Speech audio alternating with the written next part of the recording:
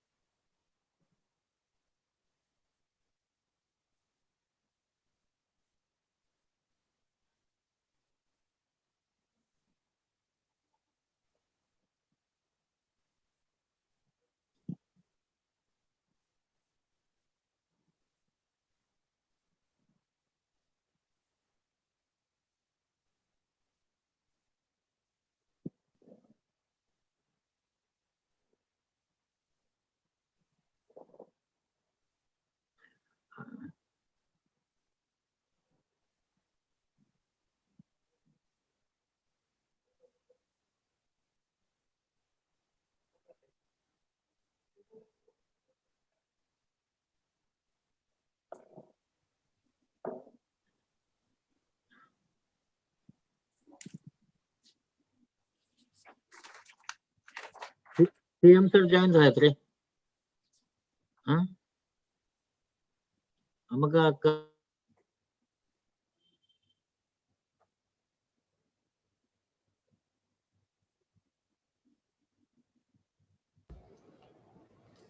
काय करू? लाने साहेब, एक काम करा, आपण एक दोन मिनिटं जरा एक थोडीशी मला कल्पना आली, कोणीतरी थोडी प्रस्तावना करा. हा चालेल. पाटे मॅडम प्रस्तावना करा.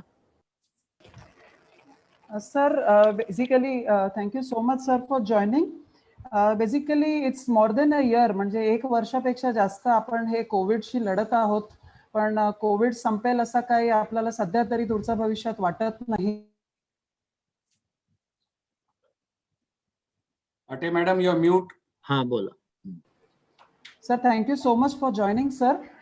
सर, 1 वर्षापेक्षा जास्त आपले डॉक्टर्स कोविडशी लढत देत आहेत, पण कोविड कुठे काय एवढाच संपेल असं वाटत नाही आणि कॉम्प्लिकेशन्स पण आहेत. Fungal infections are on the rise आणि त्याच्याबरोबर आता थर्ड वेव्ह अँटिसिपेशन आहे, जिथे पीडियाट्रिक पॉप्युलेशन जास्त इन्व्हॉल्व्ह व्हायची शक्यता आहे आणि त्यामुळेच आम्ही हे कोविड समिट घेण्याचा एक निर्णय घेतला की जिथे आम्ही आमच्या डॉक्टर्सना कुठेतरी एक ऑथेंटिक मार्गदर्शन करू शकू आणि थर्ड वेव्ह साठी प्रिपेअर कसं करायचं, किंवा जे fungal infection on the rise आहे त्याच्यासाठी भरपूर व्हॉट्सअप मेसेजेस किंवा lots of wrong information social मीडियावर येते, तर त्यांना ऑथेंटिक मार्गदर्शन कसं करायचं. सो त्याच्यासाठी हे covid summit under the guidance of president doctor Shivkumar Utture आम्ही हे ऑर्गनाईज केलेली आहे sir.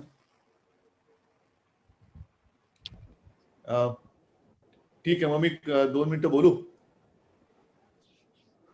Sir, it would be आपण बोलावा सर, आपण बोलावं. हो सर.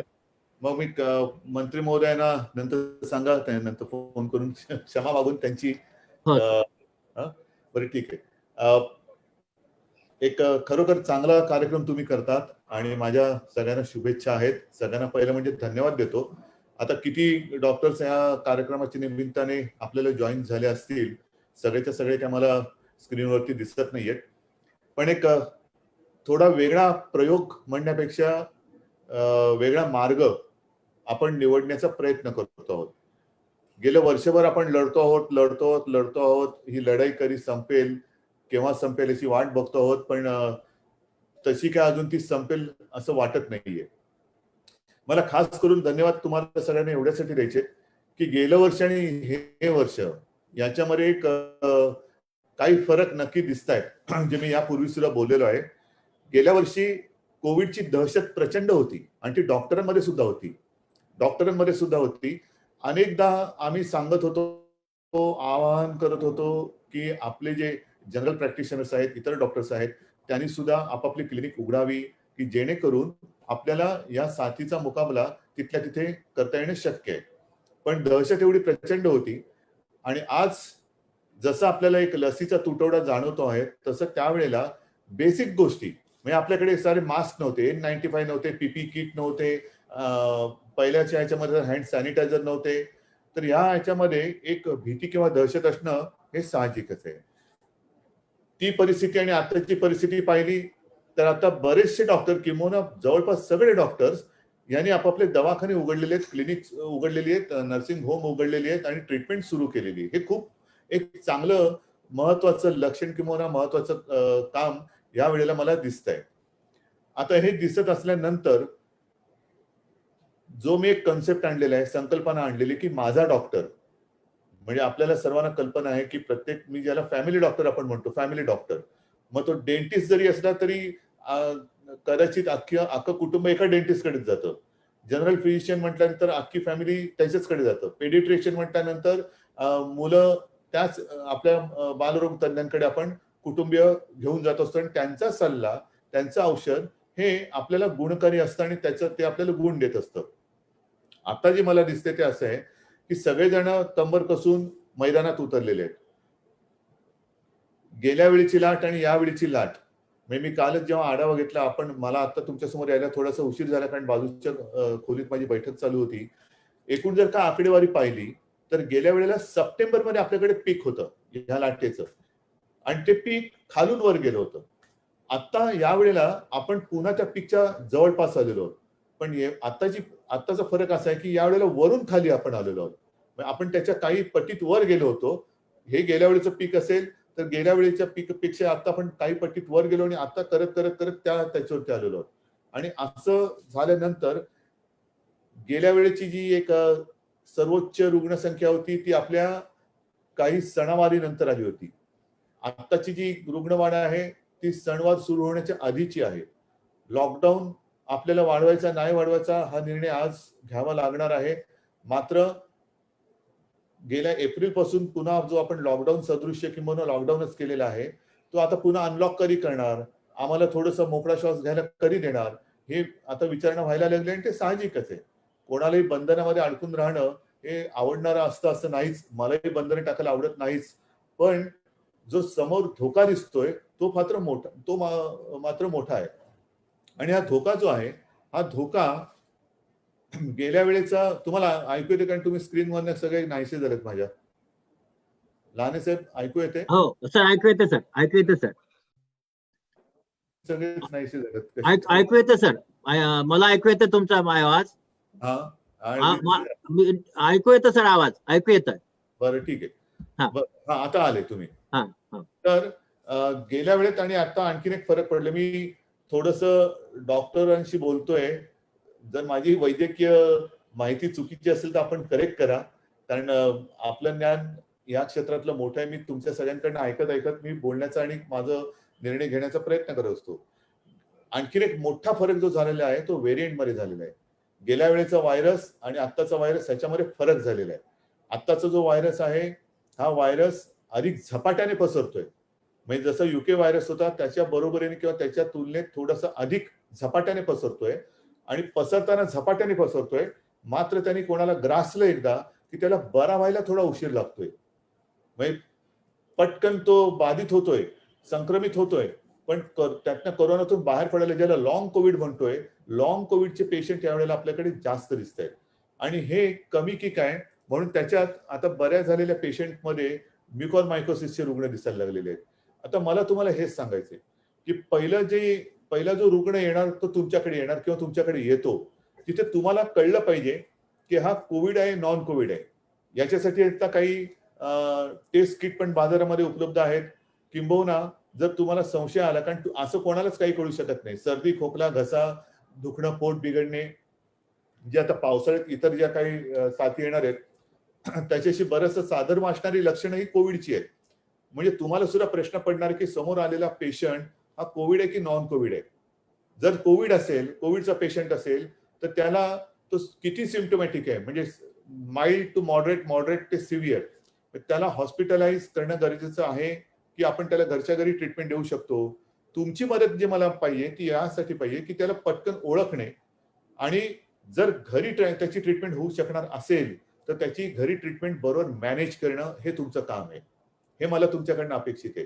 कारण काही वेळेला कारण नसताना रुग्ण घाबरून हॉस्पिटलमध्ये येतात, पण हॉस्पिटलमध्ये जाण्यासारखी त्यांची गंभीरता नसते किंवा तशी आवश्यकता नसते. मग काय होतं की त्यांना ऍडमिट करून घेतल्यानंतर ज्याला आवश्यकता नसते तो बेड ऑक्युपाय करतो, आणि ज्याला खरंच आवश्यकता असते त्याला बेड मिळत नाही. इथे इथे जरा आपला हा थोडासा एक विचित्र प्रकार किंवा विचित्र प्रश्न हा निर्माण होतो. तर त्यावेळेला तुम्ही फार महत्वाची भूमिका पार पाडणार आहात.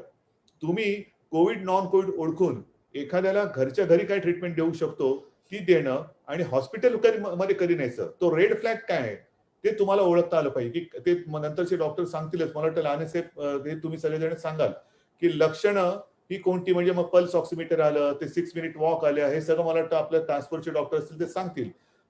इतर काही ब्लड टेस्ट असतील तर त्याप्रमाणे बघायला पाहिजे. तर हे ओळखून तुम्हाला त्याला घरी कितपर्यंत ठेवायचा, हॉस्पिटलमध्ये त्वरित कधी हलवायचा.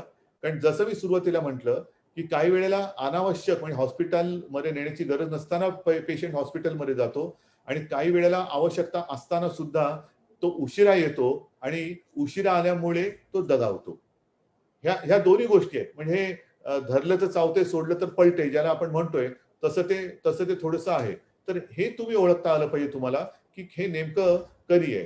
त्याच्यानंतर अनावश्यक औषधांचा अतिरेकी वापर हा सुद्धा एक मोठा आपल्याला ही एक मोठी डोकेदुखी होते. कारण म्युकॉरचे जे पेशंट येतात त्याच्यामध्ये शरीरातली शुगर वाढली असताना जास्त काळासाठी स्टेरॉइड देणं, इतर काही औषधं देणं हे टाळलं गेलं पाहिजे. म्हणजे रोगापेक्षा इलाज भयंकर ह्याही गोष्टी होता कामा नये. आणि काही जण हे घरच्या घरी अंगावरती काढतात. मला वाटते सर्दी खोकलाच आहे काय, तर कोविड थोडीच असेल. तसं नाही, त्याला वेळेत सांगण्याची गरज आहे, तुला कोविड झालेला आहे. एक तर घरी तुला जर शक्य असेल विलगीकरण म्हणजे वेगळ्या खोलीत राहता येणं शक्य असेल तर घरच्या घरी तू माझ्या गाईडलाईन प्रमाणे औषधे घे आणि घरी वेगळा राहा, नाहीतर तू तुझा कोविड हा कुटुंबियांना देऊ शकतो. आणि आणखीन एक महत्वाचा मुद्दा जो आहे की आता हे फंगल इन्फेक्शन जे होते, म्युकॉरचं होतंय, तसंच पावसाळा सुरू झाल्यानंतर इतर जे मायक्रोब्स आहेत म्हणजे इतर बॅक्टेरिया येणार, इतर व्हायरस येणार, ह्याच्यापासून सुद्धा उपचार करताना काय सावधानता बाळगायला पाहिजे हे तुम्ही लक्षात घेऊन तुम्हाला ती उपचार पद्धती ही अवलंबावी लागणार आहे. म्हणजे काय औषध दिलं त्याचं पहिल्यांदा आतापर्यंतचा जो काय अनुभव आहे त्याच्यात आपण म्हणतो की ज्याला सहव्याधी आहे, कोमॉर्बिडिटी आहे, त्याच्यावरती या विषाणूचा जास्त घातक दुष्परिणाम होतो. मग त्याची कोमॉर्बिडिटी लक्षात घेऊन या कोविडसाठी आता काही औषधं आपल्याकडे येत आहेत, काही येऊ घातलेत, काही आलेली आहेत, काही हातामध्ये आहेत, पण त्याचे साईड इफेक्ट कशावरती होतील, किडनी ज्याची बरोबर नसेल त्याला कोणतं औषध द्यावं देऊ नये, कार्डियक प्रॉब्लेम कोणाला असेल, डायबिटीस कोणाला असेल, ओबेसिटी कोणाला असेल, तर त्याच्याप्रमाणे आपण काय औषध दिलं तर त्याच्यावरती काय दुष्परिणाम होईल, मग तो अधिक गंभीर होईल का, स्टिरॉइड दिल्यानंतर काय होईल, कारण स्टिरॉइड जास्त काळ दिल्यानंतर इम्युनिटी लेवल कमी येते, मग आणखीन काय होईल का. तर ह्या सगळ्या गोष्टींचा विचार करून एक पहिली जी फळी आहे, पहिलं सैन्य, माझं मत तर असं आहे की कोविडचा पेशंट वेळेत ओळखला पाहिजे, त्याच्यापासून त्याचं कुटुंब वाचवलं पाहिजे, त्याला तर वाचवलंच पाहिजे, पण प्रसार हा त्याच्या कुटुंबियांना होता कामा नये. कारण अनेकदा मी तुम्हाला सांगितलं की आता जी तिसऱ्या लाटेची शक्यता आहे ती लहान मुलांमध्ये येईल का, येईल न येईल हा एक अंदाज आहे, पण लहान मुलांमध्ये कोणाच्या मार्फत येईल. जसं पहिल्या लाटेत आपण सांगत होतो की मी सुरक्षित तर माझं कुटुंब सुरक्षित. साहजिकच आहे, पहिल्या लाटेच्या वेळेला ज्येष्ठ नागरिकांना याचा धोका जास्त होता कोविड बाधितांपासून. तसंच जर आता वयाचं अनुमान लावलं तर कोविड बाधित जर कुटुंबियातलं एक कोणतरी असेल तर त्याच्यापासून मुलांना हा कोविड होण्याची जास्त शक्यता आहे. म्हणजे पहिल्यांदा आपल्याला कोविड होऊ न देणं, आपण कोविड पासून 2 हात लांब राहणं हे सगळ्यांनी अंगीकारलं पाहिजे. तर ते ते सुद्धा एक तुम्हाला सगळ्यांना सांगावं लागेल की ज्याला कोविड झाला असेल त्याला घरी जर जागा नसेल तर त्यांनी कोविड केअर सेंटरमध्ये जाणं हे त्याच्या दृष्टीने आणि त्याच्या कुटुंबियाच्या दृष्टीने फार गरजेचं आहे. आणि त्याचबरोबरीने औषधाचा अनाठायी आणि अतिरेकी वापर हा टाळायलाच पाहिजे, टाळला गेलाच पाहिजे. कृपा करून घरच्या घरी, जसं आता रेमडेसिवीर तर ते यादीतनं बाहेरच काढलेलं आहे. मधल्या काळामध्ये रेमडेसिवीर पण काही ठिकाणी घरी किंवा कुठल्या क्लिनिकमध्ये वगैरे असे दिले जात होते. तर तो एक भाग. म्युकॉरमायकोसिसच्या बद्दल कशामुळे ते डॉक्टर भूमकर असतील तर ते डॉक्टर भूमकर साहेब आपण सांगालच, पण ट्रीटमेंट देताना काय आपण खबरदारी घ्यायला पाहिजे की जेणेकरून आपण म्युकॉरचे पेशंट किंवा म्युकॉरचा हा जो रोग आहे तो वेळेत आवरू शकू. तर अशा काही बऱ्याचशा काही गोष्टी आहेत. मला असं वाटतं तुम्ही सगळेजण सुज्ञ आहात, तुम्ही सगळेजण आता मैदानात उतरलेला आहात आणि म्हणून मी तुम्हाला सगळ्यांना जनतेच्या वतीने माझा डॉक्टर, माझे पण ज्याला म्हणतो ना त्याच्यावरती जास्त विश्वास असतो. म्हणजे तज्ञांचा जरी सल्ला घेतला तरी तो तुमच्याकडेच येतो की मी अमुक अमुक स्पेशलिस्ट कडे गेलो होतो, त्यांनी मला हे औषध घ्यायला सांगितले, घेऊ की नको. तर हा तुमचा सल्ला जो आहे तो फार लाख मोलाचा आहे आणि तो लाख मोलाचा सल्ला देण्यासाठी तुम्ही समर्थ आहात. तुम्हाला कधी काही कोणतीही शंका, कोणतेही प्रश्न या कोविडच्या निमित्ताने असतील तर मला असं वाटतं त्याच्यासाठी लहाने साहेब आपण एखादं काहीतरी प्लॅटफॉर्म किंवा काही या गोष्टी तयार केलेल्या असतीलच. अजिबात प्रश्न विचारायला संकोचू नका. अजिबात कोणताही प्रश्न तुम्हाला वाटला तरी त्याच्याकडे दुर्लक्ष करू नका. कोविडचा पेशंट वेळेमध्ये ओळखा, त्याला घरी ट्रीटमेंट देताना आवश्यकतेनुसारच तेवढीच औषधं द्या, त्याच प्रमाणात औषध द्या. रेड फ्लॅग कोणता आहे ते ओळखा. त्याला हॉस्पिटलमध्ये कधी न्यावं लागणार आहे त्यावेळेला तत्काळ तो हॉस्पिटलमध्ये नेला गेला पाहिजे. आणि आणखीन एक महत्वाची गोष्ट, त्याचाही डेटा मला असं वाटतं असणं गरजेचं आहे. तो म्हणजे कोविड पॉझिटिव्ह पेशंट जरी तुमच्याकडे आला किंवा आपल्या कुठल्या कोविड केअर सेंटरमध्ये गेला तर त्यांनी कोणतं वॅक्सिन, किती डोस घेतले होते आणि कधी घेतलं होतं ह्याचा एक डेटा आपल्याला पाहिजे. कारण वॅक्सिन दिल्यानंतर त्याचा खरंच त्याची एफिकसी काय आहे ह्याची नोंद हे आपल्याला करणं गरजेचं आहे. हे सगळं मी तुम्हाला का सांगतोय, पहिल्या दिवसापासून आपण एक सुद्धा केस ही लपवलेली नाही. ती एवढ्यासाठी की 100 वर्षापूर्वी आपल्याकडे स्पॅनिश फ्लू ही एक साथ जगभर आली होती. त्याचे फारसे काही डिटेल आपल्याकडे नाहीयेत, पण फोटो जे आहेत ते हेच आहेत. मास्क वापरून म्हणजे रुमाल बिमाल बांधून लोक फिरतानाचे फोटो आहेत. अजूनही 100 वर्षानंतर आपल्या हातामध्ये एक महत्वाची ढाल हीच आहे. पण आणखीन 100 वर्षानंतर पुन्हा साथ अशी येऊ नये. पण जर का दुर्दैवाने आली तर ही साथ महाराष्ट्रामध्ये कुठपर्यंत गेली होती, किती प्रमाणात गेली होती, महाराष्ट्राने त्या वेळेला काय खबरदारी घेतली होती, काय डेटा आपल्याकडे उपलब्ध आहे, कोणती लस, कोणत्या प्लॅटफॉर्मची लस तिकडे आपल्याला प्रभावी ठरली होती, तिला किती या म्युटेशन किती झाले होते, किती म्युटेशननी काय दाद दिली होती, ह्याचा सगळा एक डेटा हा आता तर या लाटेतून बाहेर पडायला पाहिजेच, हा रोग थोपवला पाहिजेच. पण 100 वर्षानंतर सुद्धा जर का गरज लागली तर आत्ताचे आपले तुमच्या सगळ्यांचे प्रयत्न हे तेव्हाही पटकन उपलब्ध असले पाहिजे की काय काय केलं गेलं होतं, काय केलं. म्हणजे आता काही औषधं आपण वापरतो आहोत, प्रयोग करतो आहोत, काही प्रभावी ठरतायत, काही ठरत नाही, ती डिस्कंटिन्यू करतोय. ह्या अशा सगळ्या गोष्टी ह्याची नोंद पाहिजे. आणि म्हणून आपल्याकडे येणारा पेशंट हा वॅक्सिनेटेड आहे का, कोणतं वॅक्सिन त्यांनी घेतलेलं आहे, किती डोस घेतलेले आहेत, किती दिवस झालेले आहेत, आणि जर शक्य असेल आणि तो लवकर आला असेल तर अँटीबॉडी पण त्याच्यात आहे का. म्हणजे अँटीबॉडी वॅक्सिन दिल्यानंतर झाली होती आणि तरी त्याला वॅक्सिन झाला, मग तो माइल्ड झाला का मध्यम झाला का गंभीर झाला, हे मला असं वाटतं आपल्याकडे त्याची नोंद असणं हे गरजेचं आहे. असो, मला जेवढं कळतं तेवढं बोलण्याचा प्रयत्न मी करत असतो. हे सगळं आपल्याकडनंच थोडंसं ज्ञानाचे जे काही थोडेफार मला मिळालेले सल्ले आहेत त्यातनं मी बोलतो आहे. असं कृपा करून समजू नका की मी आपल्याला काहीतरी शिकवतोय, पण मला वाटतं की काही ज्या गोष्टी आता आवश्यक आहेत त्या आपल्याला करणं गरजेचं आहे. आणि म्हणून आपण सगळेजण मैदानात उतरल्याबद्दल तुम्हाला सगळ्यांना मी धन्यवाद देतो. लहाने साहेब, आता पुढे आपलं कार्यक्रम चालू ठेवून द्या. या डॉक्टर मंडळींचे काही प्रश्न असतील, काही सूचना असतील तर त्या पण घ्या. आणि एक गोष्ट आणखी सांगतो की गेल्या वेळेला आणि यावेळेला आपल्याला ऑक्सिजन प्रचंड प्रमाणात लागला. आपल्याला राज्यात जेवढा उत्पादन करतो त्याही पेक्षा 500 मेट्रिक टन ऑक्सिजन बाहेरून आणावा लागला. ती वेळ पुन्हा येऊ नये म्हणून माझा प्रयत्न आहे की जी जी काही छोटी छोटी आपली हॉस्पिटल किंवा नर्सिंग होम असतील, इकडे आवश्यकतेनुसार छोटे छोटे जर ऑक्सिजन प्लांट लावले आणि प्रत्येक छोटी हॉस्पिटल जर का आपण स्वयंपूर्ण करू शकलो ऑक्सिजनच्या बाबतीत, तर उद्या एक जो काय आपला अंदाज आहे तिसऱ्या लाटेचा, त्या तिसऱ्या लाटेचा मुकाबला करायला आपण सज्ज असो. सर्वांना पुन्हा एकदा मी धन्यवाद देतो, सगळ्यांना शुभेच्छा देतो आणि इथेच थांबतो. जय हिंद, जय महाराष्ट्र. आदरणीय सर, थँक्यू व्हेरी मच. उत्तरे साहेब किंवा कोणी सरांचे आभार मानून घ्या. नाही ऐका, आभार वगैरे मानू नका. मला तुमचे आभार मानायला पाहिजे. तुम्ही या लढाईमध्ये काम करताय, मी तुमचे आभार मानतो. माझे आभार वगैरे मानण्याची गरज नाही. फक्त मला निघण्याची आता परवानगी द्या. कामकाज तुम्ही चालू ठेवा. हा sir, Sir, can you please announce this? Hello? Sir, can you please announce this summit to be open, sir? Inaugurate, please, Karal, sir. मी आता या चर्चासत्राचं उद्घाटन झाले असं जाहीर करतो आणि नक्कीच मला खात्री आहे की या चर्चासत्रातून भावी संकट हे आपण थोपवण्यासाठी मार्ग दिसेल आणि आत्ताचं संकट, ज्या संकटात आपण सापडलेलो आहोत, त्या संकटातून बाहेर पडण्याचा मार्ग दिसेल अशी अपेक्षा करतो. पुन्हा एकदा सगळ्यांना शुभेच्छा देतो. जय हिंद, जय Maharashtra. Thank you, sir. Thanks for coming and joining. Thank you, sir. Sir गेले वाटतं सर. नाही, काय बोलायचंय का? हो सर, मी डॉक्टर उत्तुरे, प्रेसिडेंट. एवढंच, म्हणजे तुम्ही यायच्या अगोदर माझं स्पीच झालं होतं.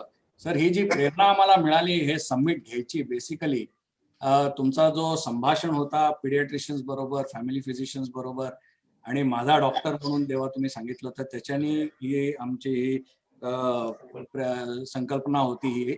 आणि ह्याच्यामध्ये कसं आहे सर की मीडियामध्ये इतके अनवॉरंटेड आणि अनसबस्टॅन्शिएटेड ट्रीटमेंट्स आणि प्रोटोकॉल्स येत आहेत, म्हणून आम्हाला वाटलं इफ ऑथेंटिक आपली जी MMC ची जी बॉडी आहे, ही जी गव्हर्नमेंटची बॉडी आहे basically, calling all the task forces online to give their say, that would go, the right message would go to all our members. आणि very fact that sir, more than 21,500 doctors already officially register झालेले आहेत, जे आपण live Facebook आणि YouTube वरती पण हे टाकलेलं आहे.